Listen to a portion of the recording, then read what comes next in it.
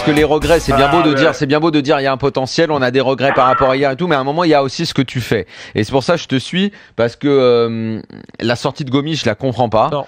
L'entrée de Benzia, ça marche pas. Le gamin s'est retrouvé là-dedans, avec son boulard énorme, là, il court à 2 à l'heure, parce que sinon il risque de transpirer, de se décoiffer. La sortie de Gomis, je comprends pas. Je sais pas tous les changements ont complètement chamboulé l'équipe. Ça a pas du tout fonctionné.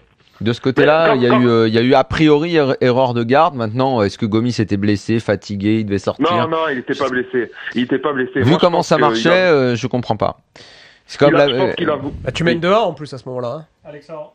Oui, Alexandre. Oui, moi je pense ça fait plusieurs matchs qu'il fait sortir Gomis à la 60e. Ou la 70e à peu près.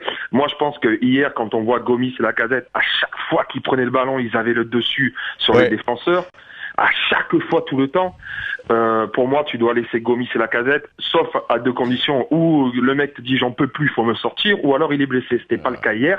Et je vais te dire, Daniel, moi, si je suis défenseur central, je vois Gomis rentrer et Gomis sortir et Benzia rentrer. Mais alléluia. Alléluia.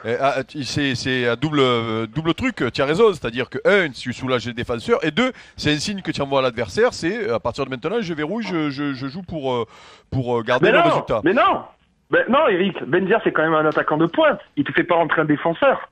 Il te fait rentrer du poste de pointe. On sait où il joue ce garçon, c'est déjà pas mal. Alexandre. Oui. Merci à toi.